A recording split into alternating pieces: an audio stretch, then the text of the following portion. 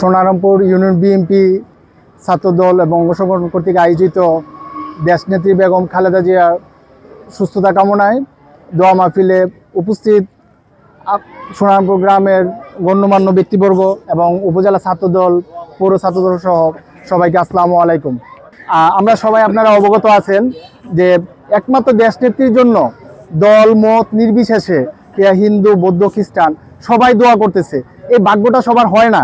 আমরা যেমন এই যে আপনারা হয়তো বা অনেকে জানেন কিনা, নরেন্দ্র মোদীও টুইট করে দেশনেত্রীর জন্য সুস্থতা দোয়া চাইছে, সুস্থতা কামনা করে, এবং ওনার অনেক শত্রুও যারা দলীয় বা বিভিন্নভাবে অনেক সময় সমালোচনা করতো, কিন্তু তারা আজকে ফিল করছে যে বাংলাদেশে জাতীয়তাবাদী শক্তি বাংলাদেশকে মন থেকে ওন করে বাংলাদেশের স্বাধীনতা বিশ্বাসী একমাত্র ঐক্যের প্রতীক দেশনেত্রী বেগম খালেদা জিয়া।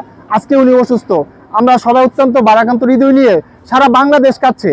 আপনারা সবাই ওনার জন্য মন থেকে দোয়া করবেন, কারণ দেশনেত্রী এখন দেশের বিরুদ্ধে গভীর ষড়যন্ত্র চলতেছে। আপনার সেটা দেশের বাহিরে, দেশের ভিতরেও একটা শকুন আছে যারা আসলে ছদ্মবেশী ছিল, তারা বিভিন্নভাবে দেশকে ক্ষতি করতে চাচ্ছে। আপনারা সবাই সতর্ক থাকবেন। আর আমরা ঐক্যের কোনো বিকল্প নাই, আমরা সবাই ঐক্যবদ্ধ থাকব। আমরা সামনে যে আপনার জাতীয় নির্বাচন আসতেছে, আমরা দলীয় ডিসিশনে সবাই ঐক্যবদ্ধ থাকব। কারণ সবার আগে কি আমাদের শহীদ প্রেসিডেন্ট জিয়াউর রহমান দল গঠনই করছে যে ব্যক্তির চেয়ে দল বড়, দলের চেয়ে দেশ বড়। আমরা সবসময় দেশের স্বার্থে আমরা ঐক্যবদ্ধ থাকব। আর সোনারামপুর আসলে প্রত্যেক মানুষেরই প্রিয় কিছু স্থান থাকে। আমার আইপুর গ্রামের পরে আমার বেশ কয়েকটা গ্রাম খুবই অত্যন্ত প্রিয়, তার মধ্যে অন্যতম সোনারামপুর।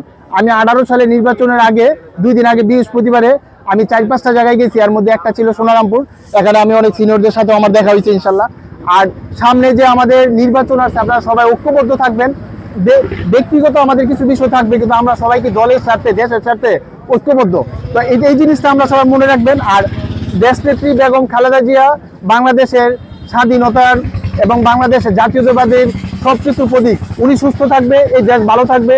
আপনারা শুধু নিজেরা দোয়া করবেন না, ফ্যামিলি সবার কাছে ওনার জন্য মন খুলে দোয়া করবেন। যদি সম্ভব হয় সোমবার বৃহস্পতিবার ওনার জন্য রোজা রাখবেন। তো আর আজকে আসলে আমাদের সময় খুবই সংক্ষিপ্ত, দেখা যায় এখন নামাজের সময় হয়ে যাবে। সবাইকে অসংখ্য ধন্যবাদ। আসসালামু আলাইকুম।